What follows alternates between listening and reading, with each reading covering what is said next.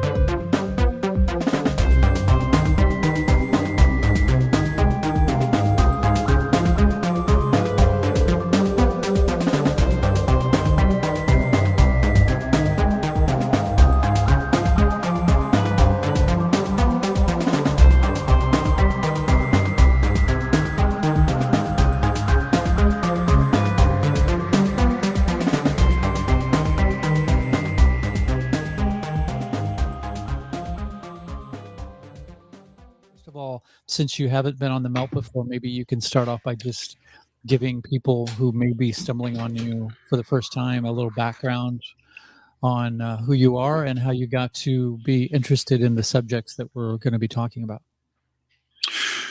Sure. I had a pretty normal childhood, like a lot of kids. Grew up in St. Louis County in Richmond Heights. And Chris, you and I probably stomped around some of the same ground growing up. And so, yeah, it was a very, what's the word I would use? Introverted childhood. You know, I kept to myself a lot, and my imagination was just off the charts. So my friends were the oak trees and the rabbits and the stray cats and everything else. But as I grew older, of course, you get into that teenage phase and you start going to parties, and the awkwardness wears off after enough conversation happens. And, and I was never really interested in books, which was interesting, but not until I turned around 28 or 29. And my best friend's dad, he got me to read a book called AIDS and the Doctors of Death by Dr. Alan Cantwell Jr.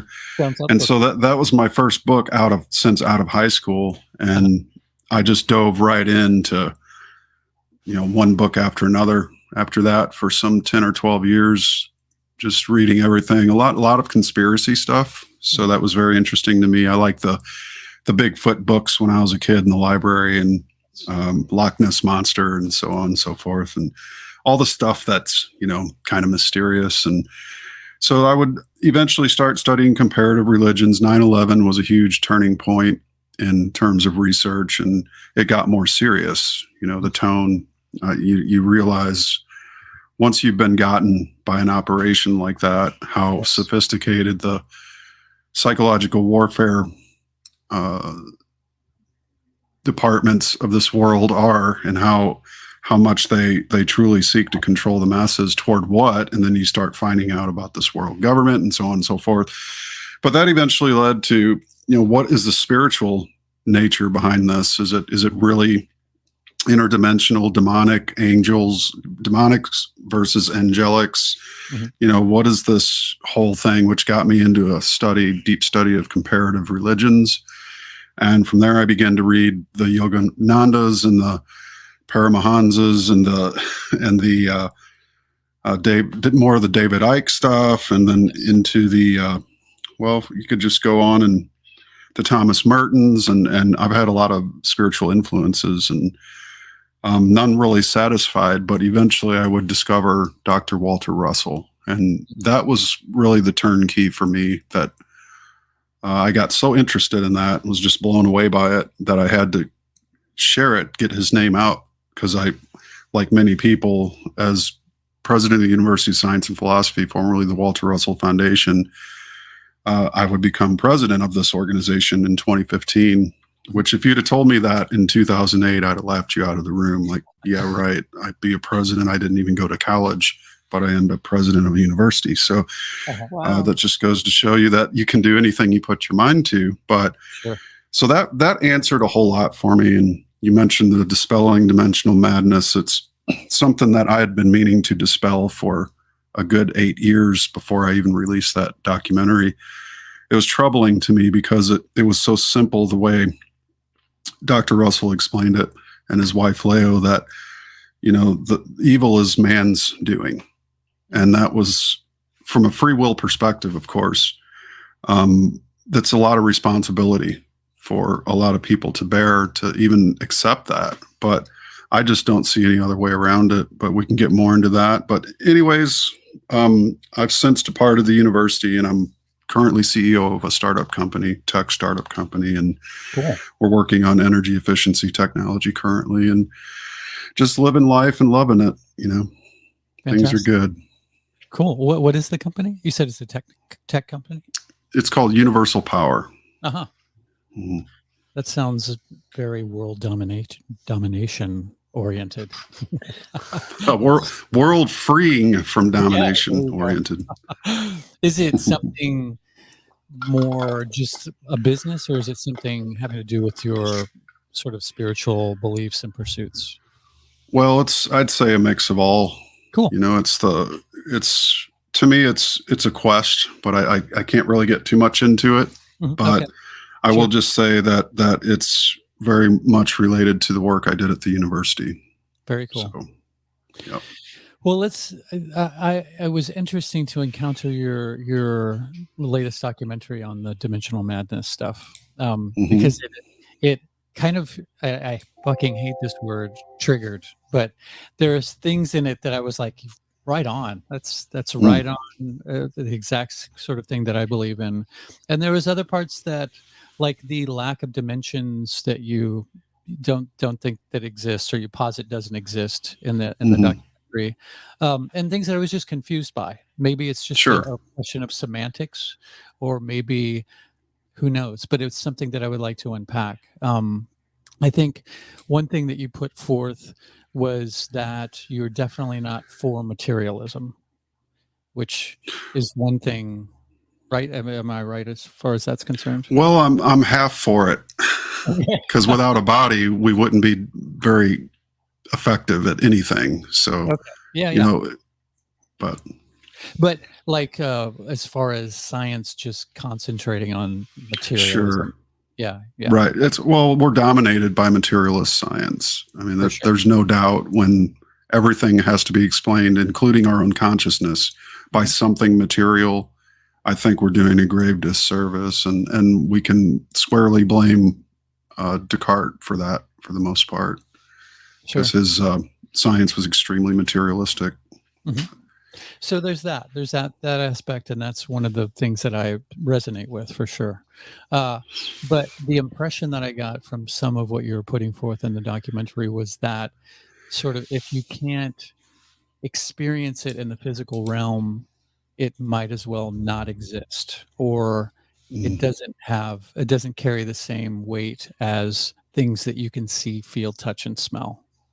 Did I read that right? Or it's that to a degree, but I don't miscount the spiritual aspects or the mental aspects that aren't physical aspects. Like love, for instance, is a very real emotion. It's more than an emotion in some senses. And I just did a podcast today with David Whitehead and Monica Whitehead and myself and Lori, our first appearance together on a podcast, and we talked about we talked about love and relationships and what it's like to be with crazy conspiracy theorists like us. And that's a quality that's spiritual. You can't weigh it, you can't measure love. Scientists use the word every day, even though it doesn't exist in their material world. It's not quantifiable or reducible into some kind of taxonomic qualification. For sure. So it's really just a quality of the soul, and those things are immaterial, but they exist nonetheless, much as man's mind does. And we can think anything we want, but really the next step to creation is the action universe, which is building the bodies for it.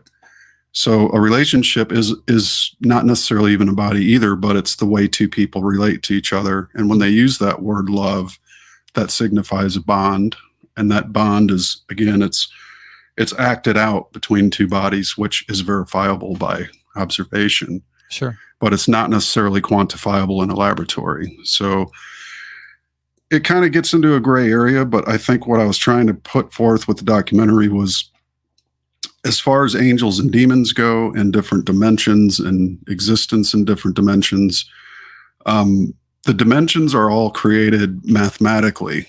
So the entirety of this idea of a fourth dimension being time is, to a Charles Dodson, Lewis Carroll, quackery. And it's worthy of making huge fun of, because it has no existence. And Gerard, goofing up his name, Gerard Hickson, I think, who wrote King's Dethroned, said the same thing about Einstein's equation, that time being in a fourth dimension and the other three dimensions being independent quantities, which is impossible. You can't have independent quantities of a three-dimensional object. It has length, breadth, and width. All three-dimensional objects do, but there's no fourth dimension of time to an individual object as they perceive this thing to be. So they created this fourth dimension to house it, and the way that it was created was sort of a very fishy kind of Rowan Hamilton's quaternions. He tried to invent a fourth quaternion, which, that's what made Carroll write Alice in Wonderland with the time scene, is that time was always missing from the table, because it was his critique of Hamilton's jump into hyperspace, if you will.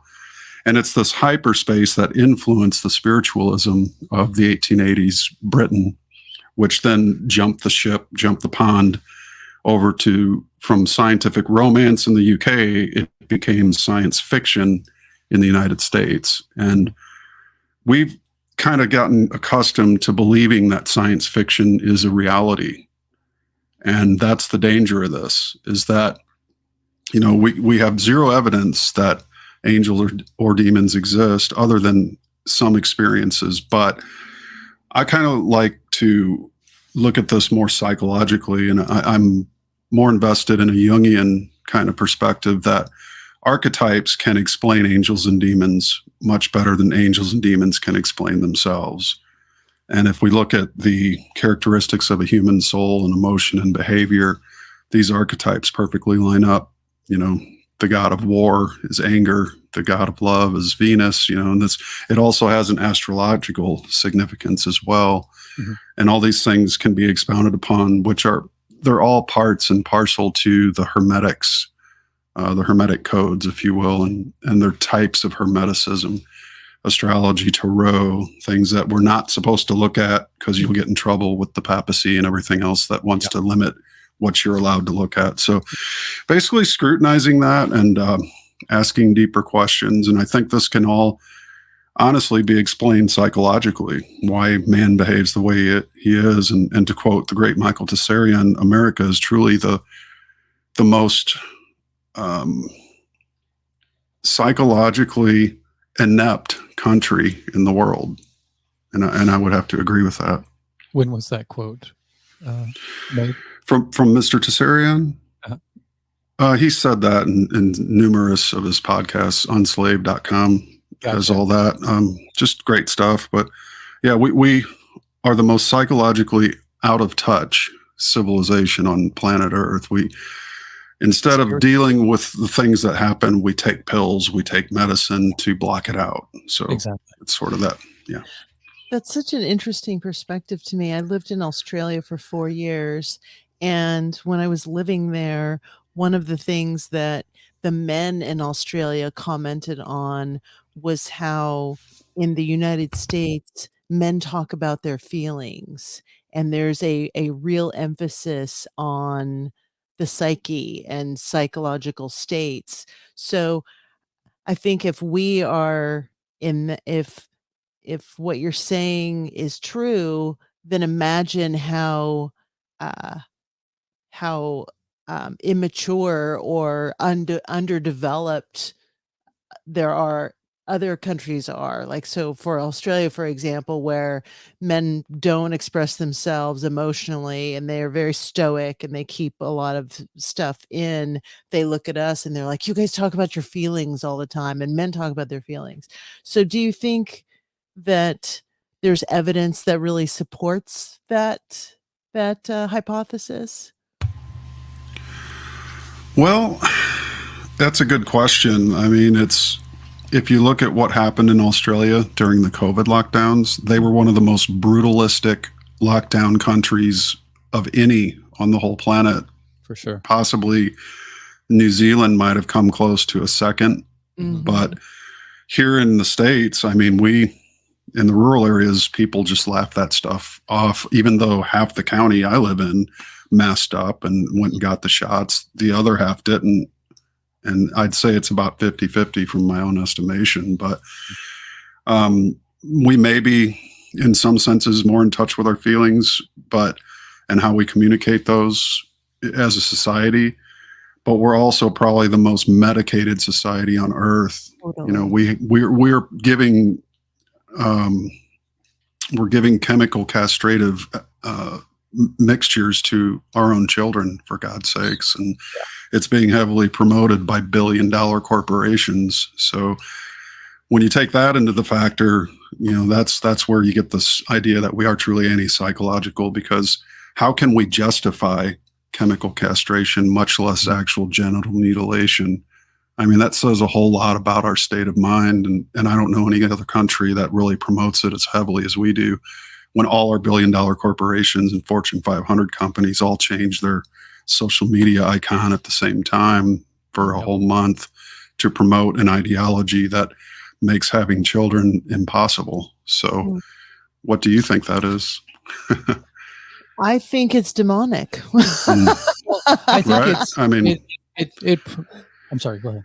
I think that there's an element of some form of possession that has happened, and you know, we could say that it's a corporate ideology that is based on not just money making, but on power, and maybe of the disenfranchising and the distortion of the family, and the family unit being destroyed.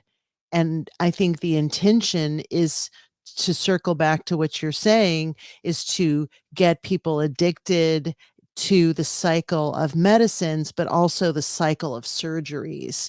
Because one thing that they don't talk about in the transitioning sphere is that you are co-signing to a life of surgeries, and Pharmaceuticals. you are co-signing on the utter destruction of your sexuality and your ability right. to have an orgasm and your ability to feel different parts of your body. I was talking to someone yesterday who had a double mastectomy because she had breast cancer in one breast, and the doctor urged her to have her healthy breast cut off.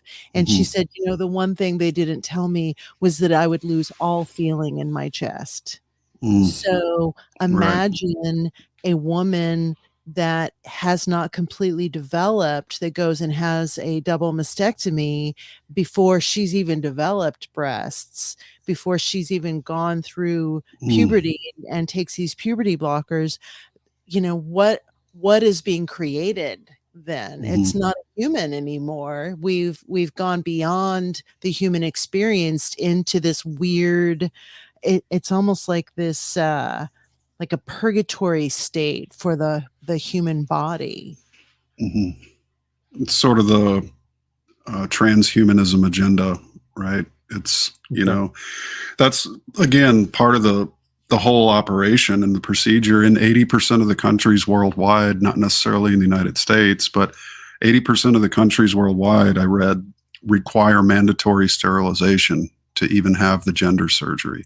So right there, you're committing to a sterile life without children. You'll never know what it's like to bear your own children or have that family dynamic. And that's the root of a lot of this, I believe. If you took all the conspiracy theories and boiled them down into a liquid what would read on top of that liquid would be population control. For sure. And that's really what my own research at least shows me, that that's the common denominator in all of these, these programs of psychological warfare, is to basically the glue of the world family, the glue of the world culture is the family itself. The family unit is the base of all. It's the bricks and mortar underneath all these buildings, underneath all these different arts, and underneath all these different ways of humans being in the world. So if you want to get it to the point where you can control the whole of the human species, you attack the root. That old saying, 1,000 men hack at the branches, but only the New World Order hacks at the root, which is the family unit itself. And there's a lot of evidence to support that, because they know that in past conflagrations in communist China under Mao, under Stalin, they attacked the family unit, and that was how they overthrew the entire population, by weakening its strongest base of support. Mm-hmm. And I don't think, that all those things that they funded and were part of were just experiments for when the time was right to try it on the Western nations of the world, which are the most advanced, if you want to say that. Not that we're spiritually advanced, but I would say that there's certain balances there, but we certainly have freedom and liberty as ideals that are more advanced than most of the countries on the planet. And that's what has allowed the genius to sprout up from that fertile soil, is that freedom and that inculcation of the liberties that come from the love of that freedom and the pursuit of it. And that's what they're at war with. They can't have first world countries in their New World Order. They have to reduce the first world to third world status, and then they can rule and control through divide and conquer means.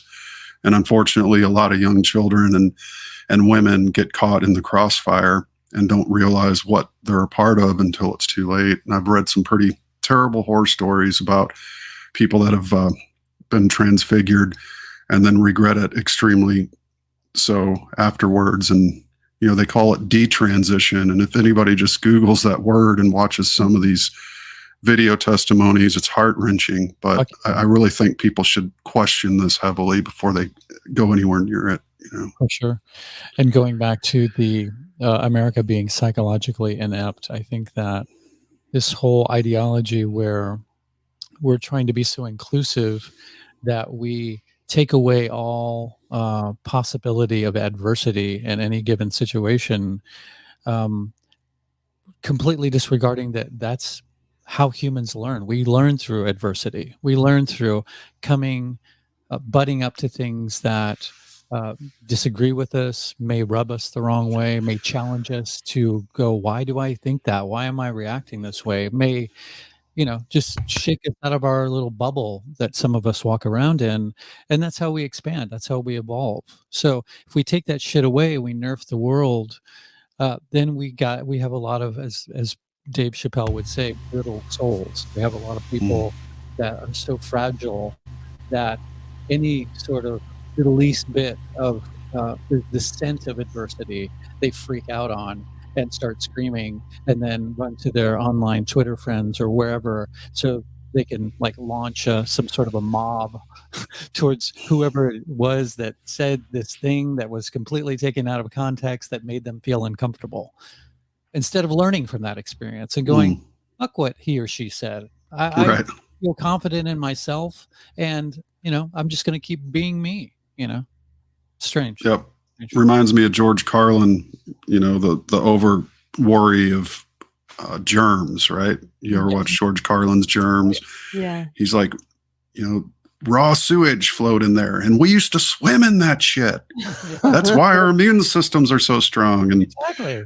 There was a clip on one of these conservative sites, and it was of kids in LA swimming in the water that from the hurricane that filled up on their street, and all the comments. I tend to enjoy the comments more than most of the stories, but the comments were all, they're going to get sick. They're going to get, they're swimming in sewage. They're and I'm just like, I wanted to sign in and type, have you ever watched Germs by George Carlin? Yes. So these kids are doing what I did when I was a kid. The street would flood. I'd be out rolling in it. It's like, that's not going to stop me. It's like Yeah. that builds strong immunity. Yeah. Nerfing the world. That's a good one.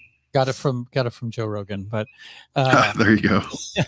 when one question, one very quick comment, when natural immunity is a right-wing conspiracy idea, then what the fuck world are we living in? Okay. Yeah.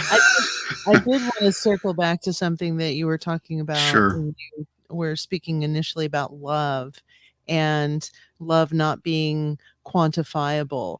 I'm in university right now, so I'm deeply embedded in research and reading studies and scientific literature. That's kind of my world view right now, which is absolutely fascinating. But one thing that I have seen recently is that there have been several studies where they've taken people and people that are in love and put them into CT scans, and then they flashed a photo of, let's say, two animals attacking each other, and then they mark the brain waves of where the brain is responding and where it lights up, and then they'll flash a photo of a loved one, like your husband, your wife, whoever your person is, and then they mark how the brain responds to that. What are your thoughts about that in terms of what I call the post-human movement?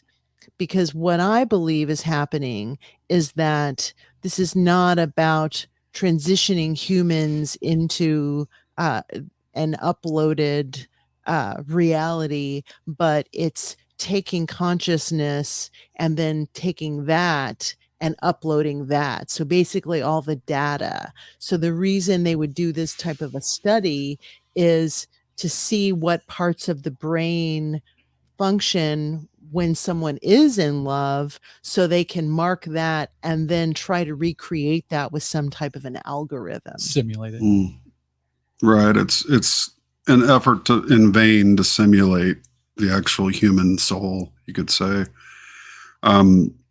Episode 336 on a recent Unslaved podcast called Science Fall, Michael Sarin discusses that very thing, and it was a very moving episode. And he basically said the way that things are going, and if you look back at how consciousness has been studied, and Julian Jaynes' bicameral mind,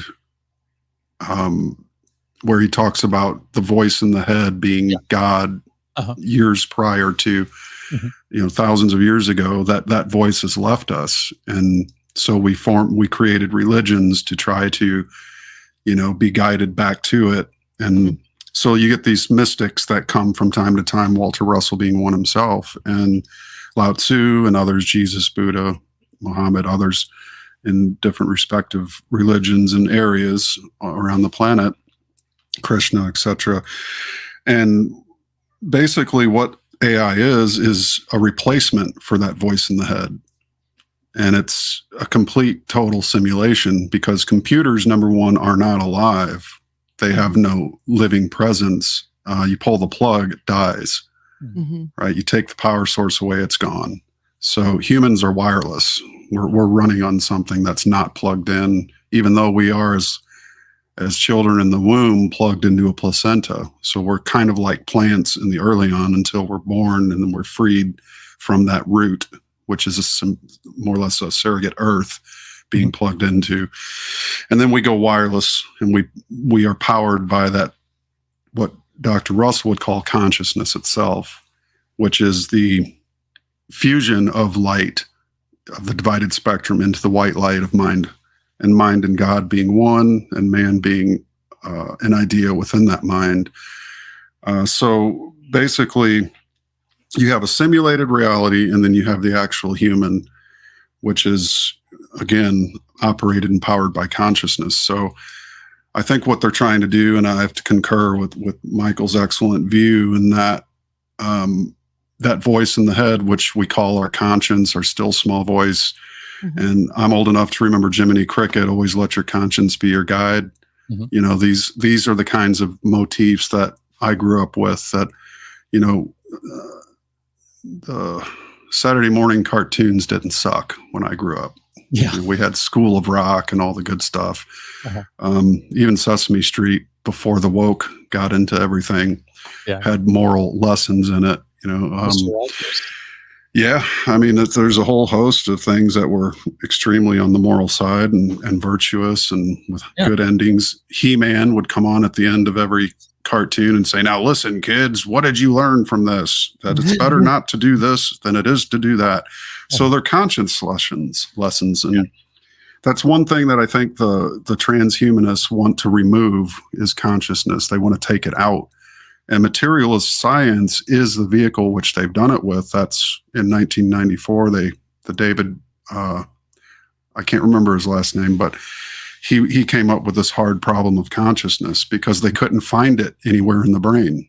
Mm-hmm. And they scanned and have scanned, as you're saying, you're seeing this take place. But I don't think they can actually, and they haven't. It's still a hard problem, even though it was solved 200 years ago by Immanuel Kant, because a mind can't step outside of itself and look at itself. It takes a mind to analyze anything, whether it be emotion, a physical object. So what is the mind? If it can't step outside of itself, it must be, as the German idealists say, a causal factor of creation.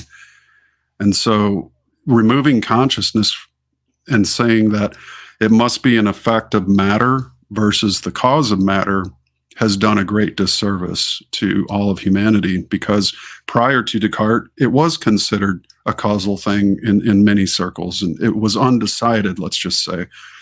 But eventually, Kant's influence on German idealism and other things resulted in the eventual question of consciousness must be an effect of some part of the brain. They've yet to find it. All the neuro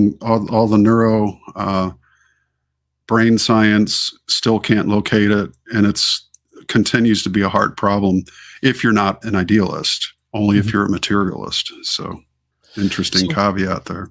Absolutely. What do you think of experiences where, say, somebody is on the operating table, something happens, too much anesthetic, whatever, so their heart stops, and they are declared dead for, say, 20 minutes.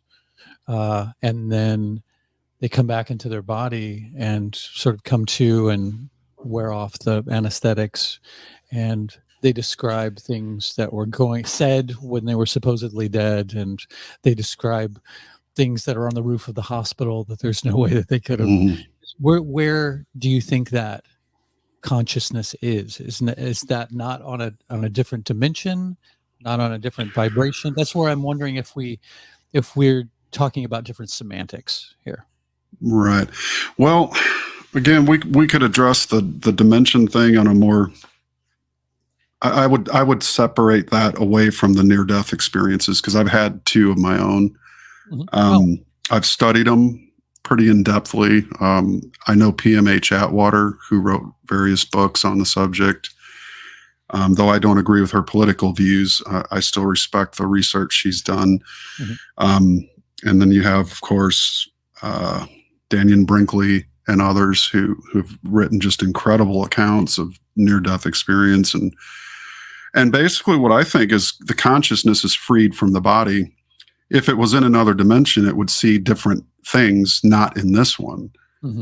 So one of the ironies about these descriptions that people have about higher dimensions is that they're all describing these places in this one. They're doing the describing from this reality, this one reality, right? In other words, how can you step outside of your mind and describe your mind? You can't, because your mind is consciousness. It cannot be stepped out of. Sure. Well, they say you're out of your mind if you're not in it, right? So what about psychedelic experiences, like when people smoke DMT and they go not someplace that seems to have anything to do with Earth and talk to entities? I mean, and it would be one thing if one person went in and said, hey, this crazy thing happened, and then like several people who never met each other come back and report the same seemingly objective experience. How does that register?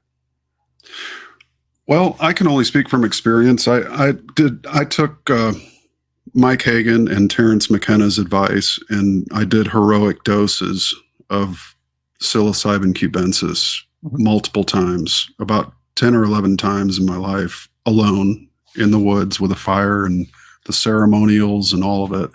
Nice. And I've had some pretty damn profound experiences.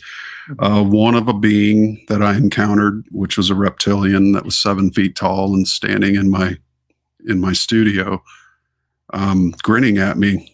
And I was just happened to be reading David Icke at the time, The Biggest Lie, where he's talking about the reptiles that latch onto the chakras and can steer a globalist world leader around by their chakras and so on and so forth. And, you know, the shaman from Zimbabwe, he described his experiences to Credo Mutwa.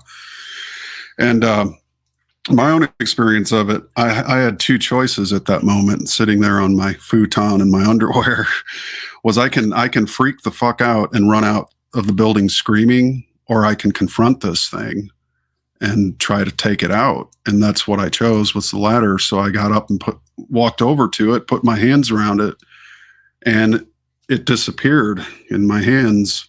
And the voice of the mushroom said, "Ha ha ha ha, silly little human, look what your little monkey mind can conjure." And I just went, whoa. And I sat down and I thought, I still think about that experience to this day. What the hell was that? Yeah. And the only thing I can answer is it was an apparition created by my own mind. And the mind can really create anything. But what we got to realize, when you take a substance, DMT, they always talk about the purple lady, right?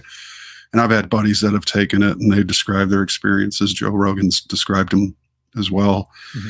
But what you're doing is you're experiencing that chemical compound, the consciousness of it. So nobody really knows what these things are like, that consciousness, but you're experiencing what it's like to be a mushroom or to be pure dimethyltryptamine. But the mushroom is also experiencing what it's like to be human. And that's not always pleasant for a mushroom. And that might explain 90% of the bad trips, unless you just eat the dust at the bottom of the bag and get, start puking or something. But which I've gotten that bad on it once in particular. But, these things aren't to play with. Do they open doors to other dimensions? I don't think so. I don't look at the mind as a dimensional thing. I look at the mind as a dimensionless thing, which it's not a thing at all. It's the root basis of all reality. And if you could say, if you look at space and you invert a picture of space and turn the black space white, that's the field of consciousness. It's omnipresent. You're actually seeing a selfie of God. If God took a selfie, it would be an inverted picture of space, and galaxies that are in it would be black, and the white light of mind would be white, and an omnipresent expansive field. Mm-hmm. So, and Bernard Catrip would agree in his whirlpool analogy that there's consciousness as little whirlpools that occur wherever there's a body, you could say. So you don't really need extra dimensions to describe that. You could say that, again, those experiences are happening here, not in some other dimension. They're here in your body. But if you look at mind as non-dimensional, then you can really understand how all possibility exists in the mind. Mind is really like the ocean, and we're all drops of that ocean. But what psychedelics do is they give you a little bit of a deeper view into that ocean. But what you discover, there's other life forms there, other critters, other consciousnesses, if you will. But they're not necessarily bodied or embodied. And what I think I mostly don't like about this idea of David Icke and others who say there's these entities that latch on, to a human like some kind of parasite, is that there's no way to beat them. You can't arrest them. You can't take them to court. You can't try them. You can't hang them. And I want these people held accountable. So the best thing to do until we can figure out if they do exist, I'm not 100,000% certain that they don't. I'm just saying, but if they do, until we figure out a way to actually stop what they're doing to our children, at least our children and ourselves, then we better start arresting some real human beings that we can actually handcuff and put on trial for their crimes against humanity and their murder of millions and millions of us. 7 million alone is the estimate with COVID. And these guys like Fauci and Gates walk around free, sniveling at us. I don't need to wait for a dimensional portal to get what's causing them to do it. I say we get, not we, but the law, somebody needs to exercise the authority that they have and put a stop to these people. They're mass murderers, in my opinion. Unfortunately, I think the judicial system and the law enforcement agencies are compromised. Often, oh yeah, they're taking part in these same sorts of circles that the pedos are and the heads. Yeah, unfortunately, I just got done reading the Franklin scandal, and he's just you know what I'm talk about an eye opener, right? Oh shit. Yep. So, what if instead of the dimensional hypothesis being outside of the body, what if the dimensions are cellular? Would you say that's a possibility, that perhaps these things that you experienced are things that are within you? So everything that we are experiencing is not necessarily from another dimension. It's something that is inward, not outward. Well, certainly any psychedelic experience is going to be inward and outward, actually. I've seen the longitudinal waves high above the planet, that create all of space, on enough of a dose of psilocybin to know that all of the universe is waves. And then I read a book by Walter Russell that says all the universe is waves. So that was an interesting confirmation. As for, does it open portals, or does it connect on a cellular level? I'm sure all cells are centered by that stillness of the mind of light, or God, or creator, whatever you prefer to choose to call it. And but it's still, if it is you and the cellular experience, it's still happening here, and we still have to describe it from here. And what I liken to, and the one distinction I make, is this idea of escapism, which the New Age is full of it. If it sells you a way out, which is Gnostic, this is a fallen world that we've been born into. It's a product of evil, managed by evil beings called archons. And the only way that we're ever going to be happy or satisfied in life is to escape from this place. That's the end route of Gnosticism. And maybe not all branches of Gnosticism, I do make that distinction.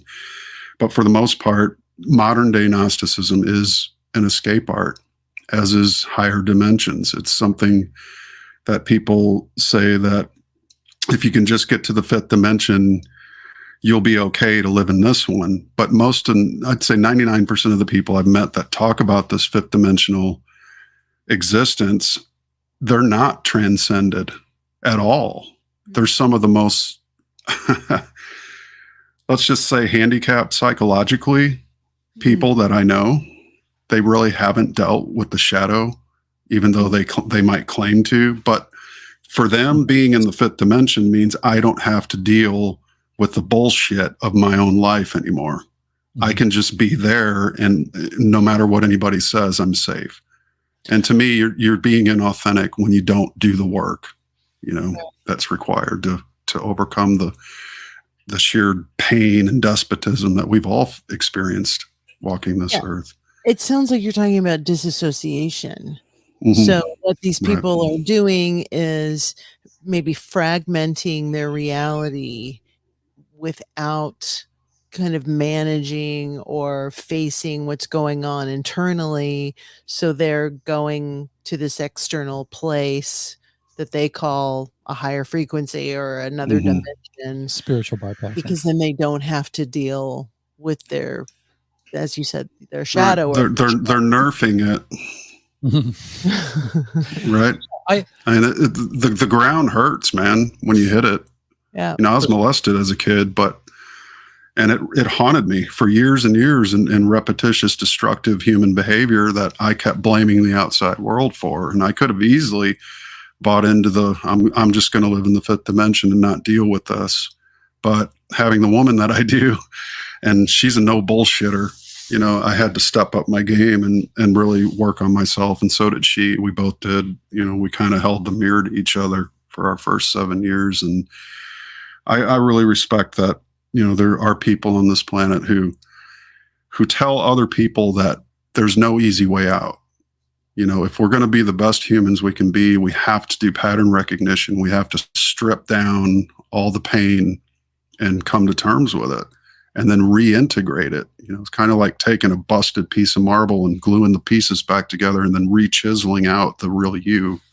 It's a painful experience. It leaves your hands calloused and bleeding, and it's not fun, and it hurts, and it's, but that's what is required to really, for Humpty Dumpty to put himself back together again.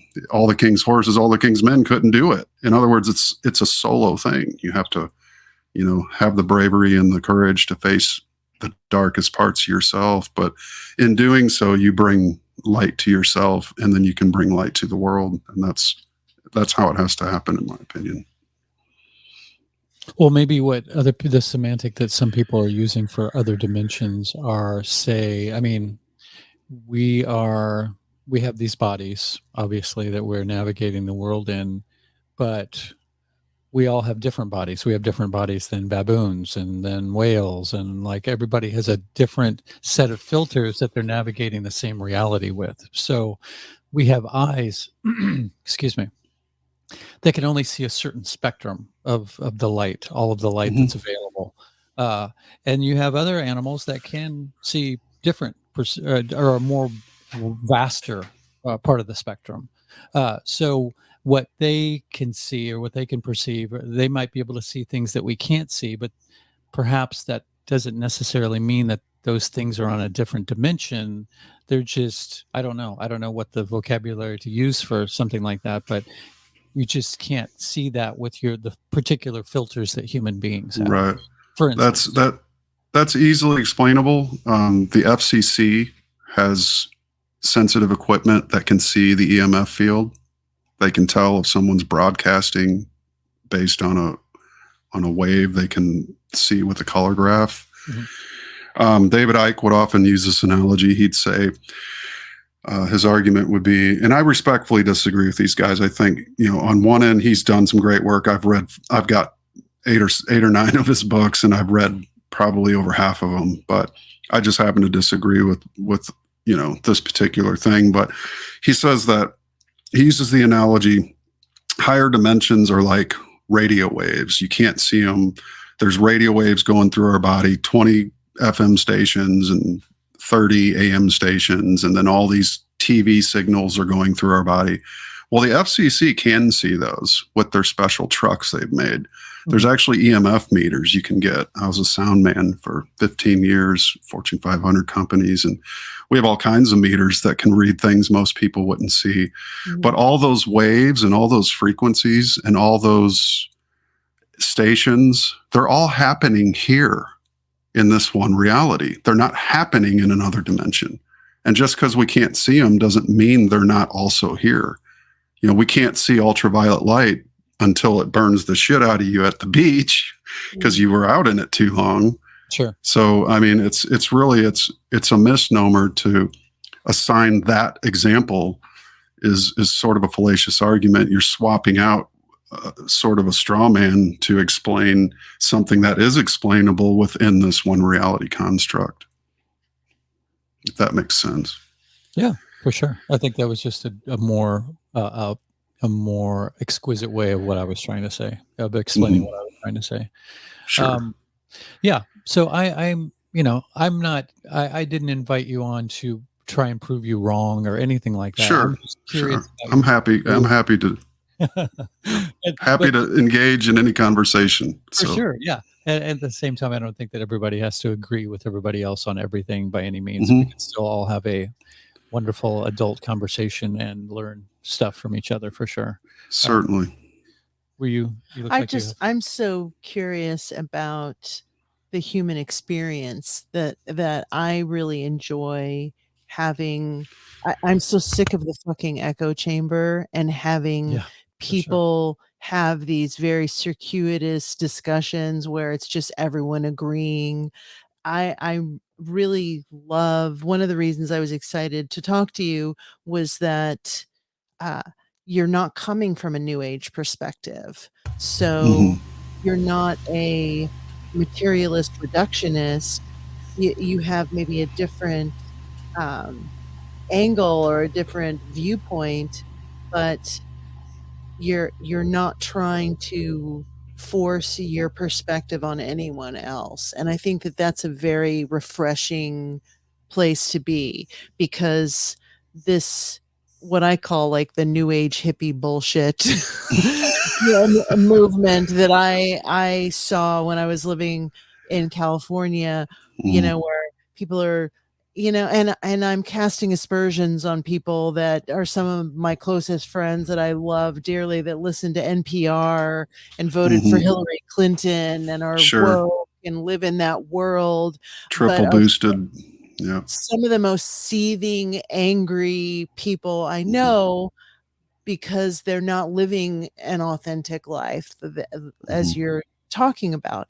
So I guess where I'm at right now is I'm trying to understand the psychedelic experience because we've had so many people on that have said there's trickster spirits and you're going to put yourself in this situation and it's not going to be your grandmother that you're talking to, it's this trickster. And so in those dimensions, where I'm going back is I think it's what you're saying in that this is all inhabited on this plane of existence, that it's the body that's having this experience. And yes, the mushroom is having a human experience. And that's maybe why sometimes those experiences aren't good because the Hmm. mushroom isn't accepting you.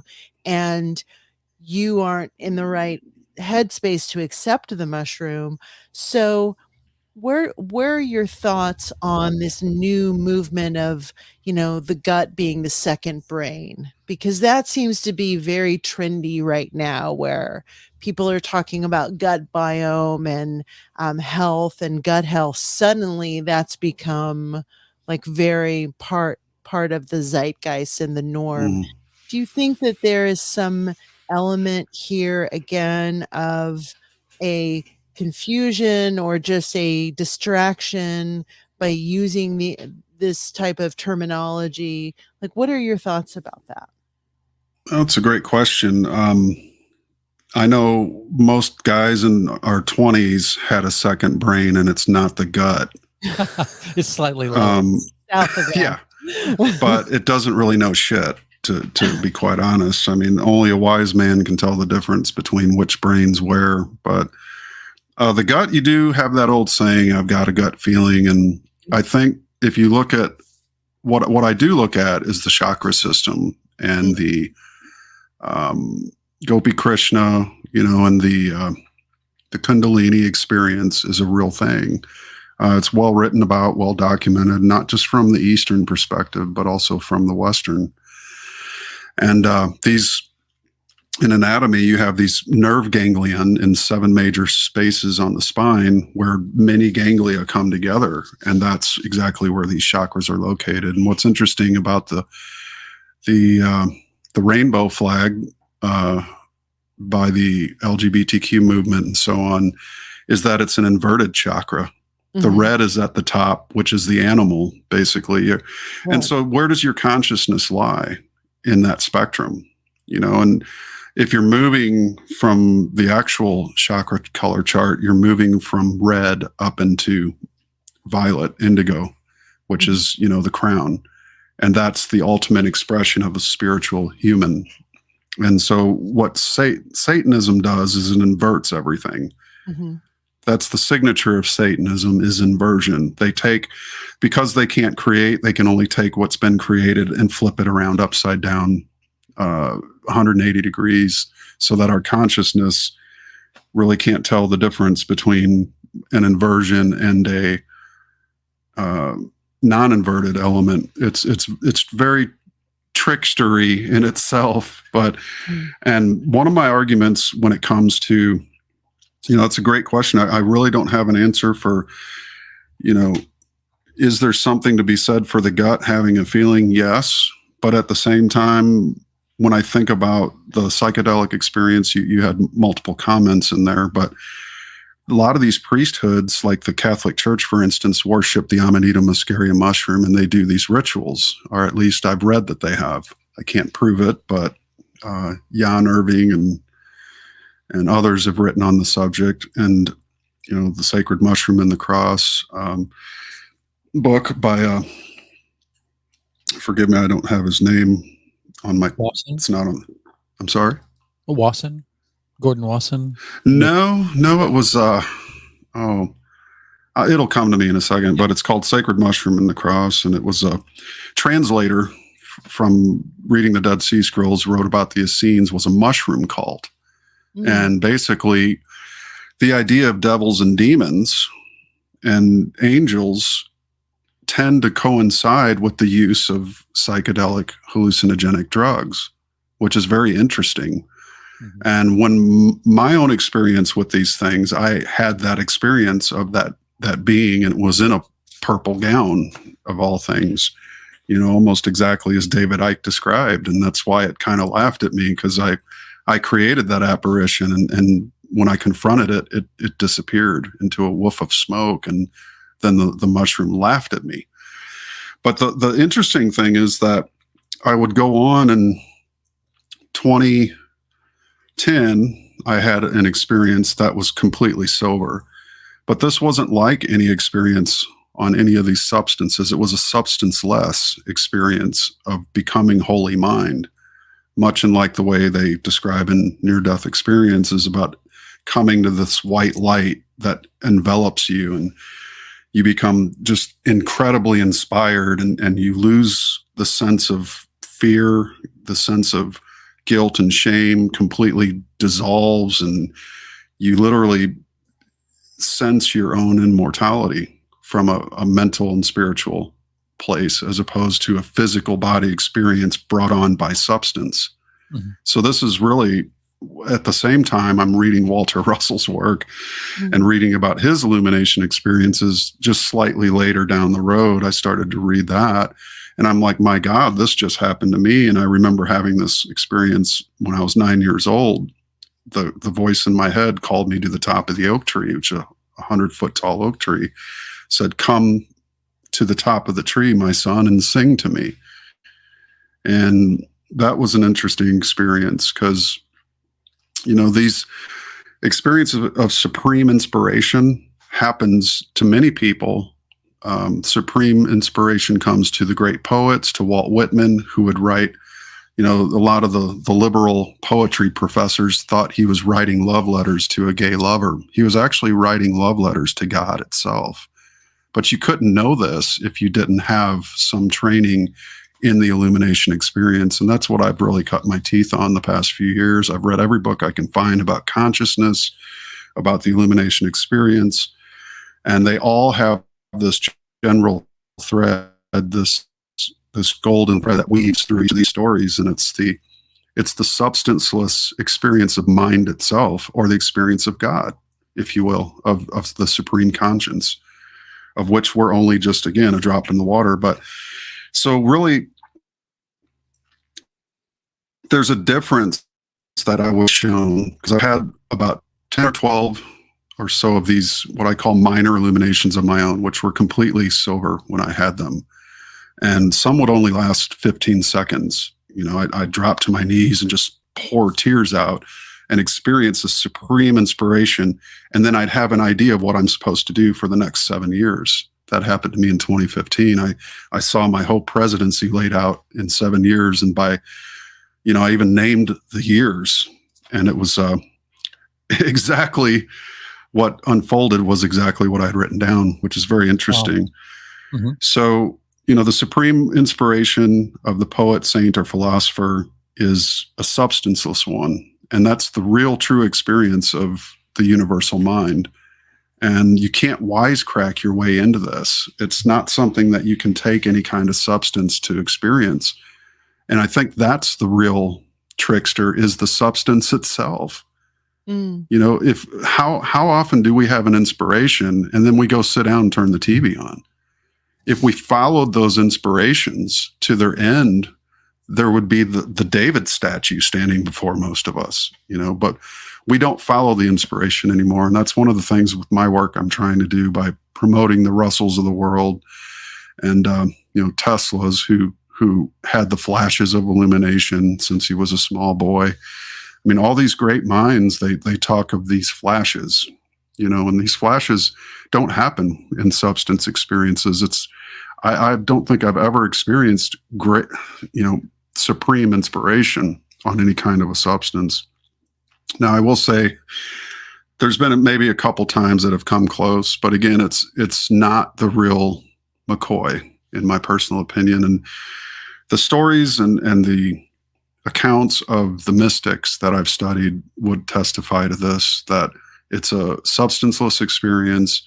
And then if you juxtapose that against the priesthood, who are the ones doing the exorcising of demons and writing about demons and angels, they're also the ones using these substances in ceremonies and rituals going back thousands of years. So it's an interesting parallel that with the priesthood, you've got demons and devils, but with illuminates, you have God and you. No middleman, no substance between you and the mind of God. In fact, what they tell you, the secret is that your mind is the mind of God to the degree that you know that it is. So that's an interesting caveat. Absolutely. Well, that was a very nice conversation. It was good to meet Matt. I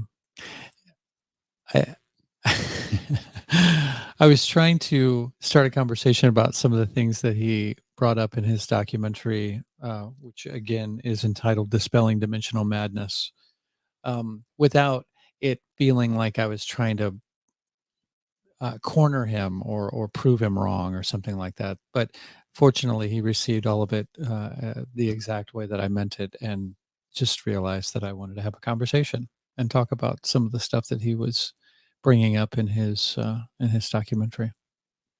What did you think?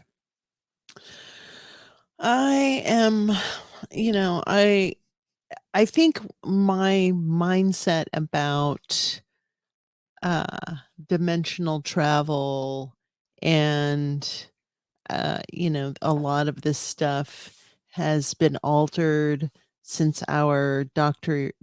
Gregory Little conversation, Hmm. because in that conversation he talked about these trickster spirits that when you take these psychedelic trips, um, you may not be engaging with the energy of someone from your past that has passed on that you think that you are engaging with. It could be this other kind of nefarious energy that's trying to capture your attention or whatever. Mhm. So I think maybe some of my hesitation to take these journeys, these psychedelic journeys, has been birthed from that. Like, I feel like I have to have one foot in this world at all times. And so I don't feel like I can just let go and kind of be off But because I'm afraid maybe I won't come back. what is this world though? And you're an old school psychonaut. I You have a know. lot of trips under your belt. I Did you feel know. like that when we went to the woods that last time? Totally. Yeah. Yeah, we've You- talked about this before. When we went to the woods, we went to this crazy place. You know, I want to glamp. I want to do that stuff where there's no mosquitoes or huge hairy or spiders and wood huge piles. hairy spiders. Oh my gosh. So you kept your foot in this world. I thought you were Fully. blaming me for that. that I But wasn't going into it blindly enough. no, I I don't know. I don't know what's happening. I feel like there's part of me that wants to go off, and like go off planet, you know, go into uncharted terrain, really take it to the extreme. Mhm. And then there's this other side of me that feels like, well, I'm a mom now and I have responsibilities and dogs and chickens and I can't be tripping out, man. But it's not like a trip doesn't last for weeks. For you. I don't know what kind of drugs you're on, but it is temporary. You'll come back. You'll Yeah, reintegrate. yeah, I know. And when we were driving back and holding hands and in the car, and I was, and then we went and had hamburgers at that place, and it was just so wonderful and loving, Mhm. and I really enjoyed that part of it. So I don't know. I think I think I'm curious about his Matt's dimensional take. I am too. That's one of the reasons I wanted to ask him on. Although I asked him before that documentary actually came out. So I was just going to ask more about the Walter Russell stuff. That's when I started talking to Ryan Peverly Mhm. about, and then he pointed me in Matt's direction. Um, what are you doing over there? I'm stretching my Contorting? back. And then this thing came out, and I was like, whoa, wait a second. Uh, what? There's no dimensions. There's no higher dimensions. So yeah, I wanted that. Then I was like, I wanted to have a conversation with him for a completely different reason to help unpack those ideas, and wonder if it's just he's really talking about the same thing. He's just using different words, or he's refusing to use the verbiage that, because I understand what he's saying. I don't think he's disavowing any of these things that many people attribute to being interdimensional or other dimensions. He's just saying it's all taking place here. But then that only makes so much sense to me because I don't know. Is it here because we can't see it? I mean, is it somewhere else because we can't see it? Or, because all dimensions are, I've always pictured them as overlapping. So there are things going on in the astral realm. It's not in a different location. It's happening right here amongst all of us. It's just happening at on a different frequency. So I don't know. I should have brought up what does he think of the word frequency as opposed to dimension? Well, he said frequency was energy. He was talking about the EMF Mhm. meters and reading, and so he's definitely a believer of that. I don't know. I what I love is that it wasn't another, like, it just wasn't someone that was just kind of parroting kind of this new age thing. He's coming from a different perspective, and I Sure, really respect and appreciate that. absolutely. Um, and I think in some regards, a lot of what he's saying is spot on, Sure, in that I've witnessed the same thing. Like, some of these people who are in the new age movement in particular, not truthers, for example, but people who are in the new age realm are some of the most fucked up people I know, because they aren't really dealing with their shit. They're just kind of packaging their life in a way that's manageable for them, without really doing the work, without really digging in and getting in there and fixing what's going on with them. well, I think intent has a lot to do with it too. You can say the same Taoist adages through gritted teeth. It's like you're trying to convince yourself first and Yeah. foremost, or you can say them like because you embody them, and Yeah. it's some. You understand? Sure. Okay. Yeah, I was thinking about, like, AA. Like, I know people who have been sober for over 20 years who can tell you the exact moment they took their last drink and go to AA meetings 2-3 times a week.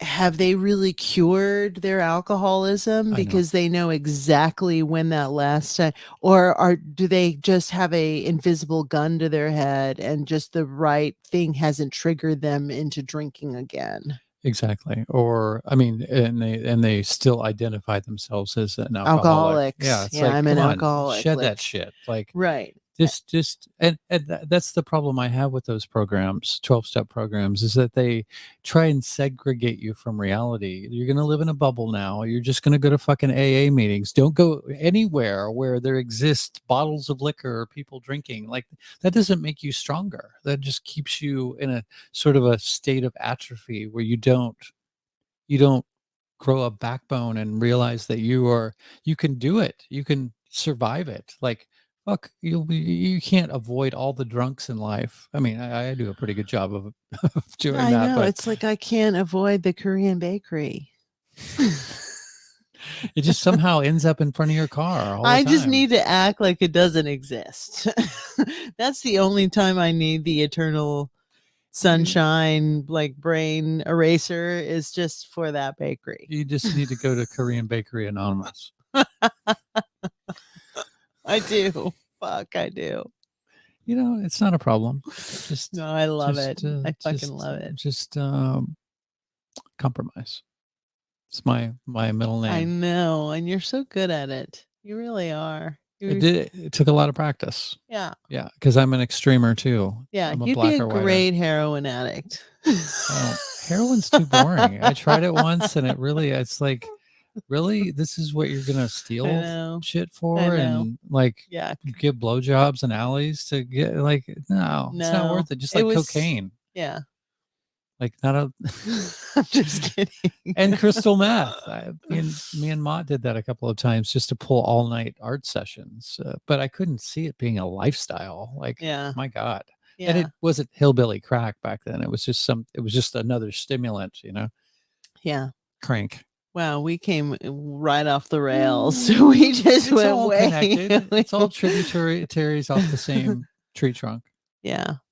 I don't know. I think it's good to question, It is. yeah, all of the esoteric and the metaphysical and all of these I was very much in the Whitley Strieber stream there for a long time, and then again we talked to Dr. Little, and he's really good friends with Whitley Strieber, and Whitley now has a different take on what happened to him and what all of that was, and that could have been a my lab for all he knows. And, so again, I think this is part of being in these spaces where you're discussing these things where we don't necessarily have the evidence on this plane of existence of what these things are. It's dimension. And I think it's possible. He did say plane, and I wanted to say that's See, another word for semantics. dimension. But I think what's important is that, okay, let's say there is going to be a fake alien invasion that happens or something. We may not buy that or believe that, where 30, 40 years ago, 50 years ago, we may have believed that because we were still thinking that the moon landing actually happened, War of the or Worlds. whatever, right? So I think that it's good to constantly be examining our perceptions and our belief systems and the things that we hang our hat on and say, this is what reality is. And I agree. But I have also been going through this phase lately, like the last, I don't know, few weeks, month, something like that, where I've been very critical of stuff on our side of the fence, Yeah. for lack of a better term.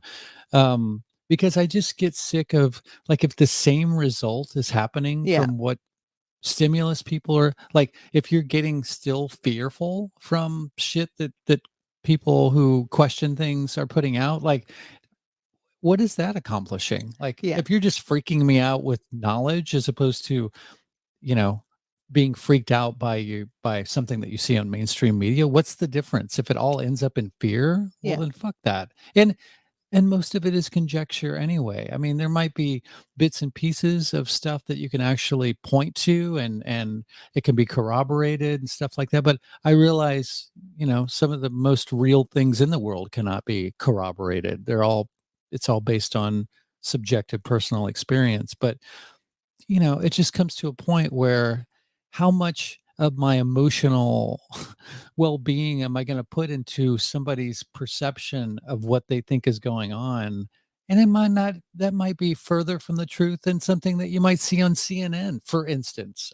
Yeah. Yeah. You know what I'm saying? You know what I'm trying to get at? Yeah.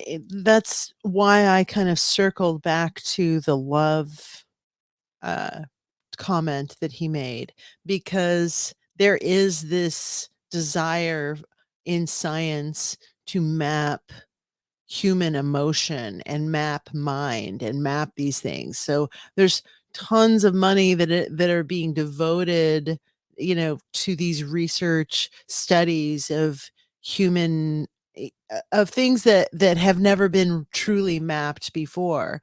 And again, the conspiracist in me says, "Oh, well, why are they doing this? They're not doing this to understand the human mind. They're doing, or the heart. They're doing this because they want to see if they can synthesize these things and not necessarily put them in a pill form, but upload them to a Yeah. server so they Yeah. can say, Feed okay, the AI. so now we've made AI sentient because we've taught AI emotion. We've been able to download that information and upload it into this server, and now AI has the ability to truly fall in love."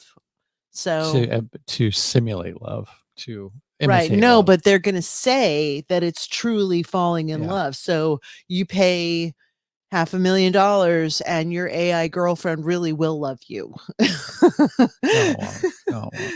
Yeah. It doesn't have a past. It hasn't had past lives. It has no Right. context. Right. Like, But if you, again, this is where this is so fascinating to me, is that, so I've put all these years into Facebook, for example, or Instagram or whatever. So someone's taken my information. Once someone dies, then you can take that information and you can sublimate that onto an AI and yeah. say, okay, that's now your girlfriend or your Mhm. wife or your boyfriend or your husband.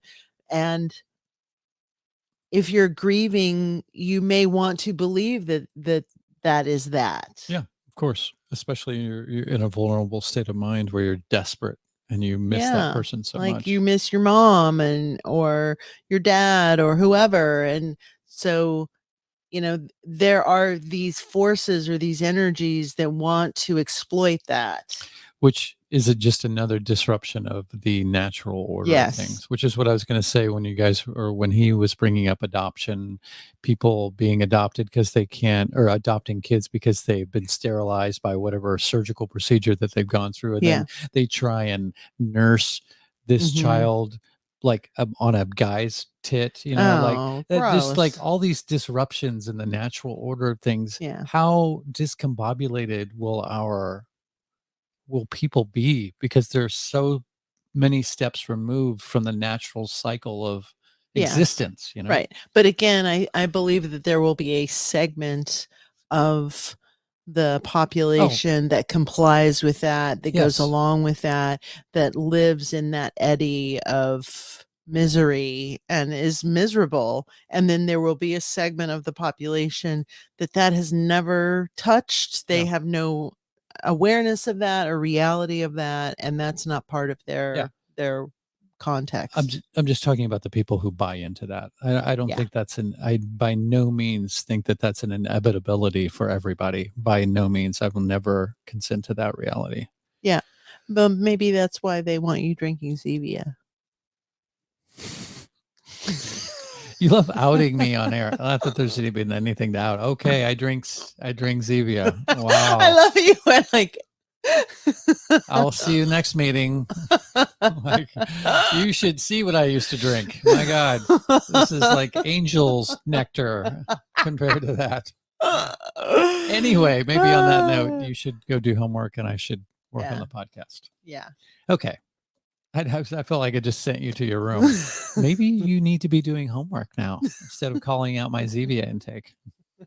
I had 2 today, so Oh, there's that. wow. I know. Holy shit. I And a know. chocolate bar. What I do you had think the of that, chocolate bar Emily? 2 days ago. Was it 2 days ago? Oh, you just now And told then me I today. stuffed it in the couch, the wrapper. So you just told me today, but you had it 2 days ago? Because I thought you were going to find it tomorrow. Like I go looking for that thing? I don't know. This is the sitcom we live in, guys. This is the intervention, the chocolate intervention. All The right. non-existent one. I don't care. Eat it. Eat as many as you want. As long as you feel good eating it. Just don't feel miserable. That's all I ask. If you're going to take my chocolate, do good with it. Turn it into something positive. Okay. Thank you all for listening. Congrats for making it this far. I know, exactly. Lord help us. Yes, the Melt Podcast at protonmail.com or hunter-muse at protonmail.com. There's tons of links below this, whether you're listening to it or watching it. Visit them all, like us, subscribe. Hey, even contribute if you'd like. We have usually a whole hour at least of a show that you can listen to at monthly Melt meetups, which we also turn into Patreon only podcast episodes and so much more. That's right. Thank you so much for listening. We love you, and fantastic things, even more fantastic things are coming your way. Always. All right. In all ways. Ta-ta. Meow.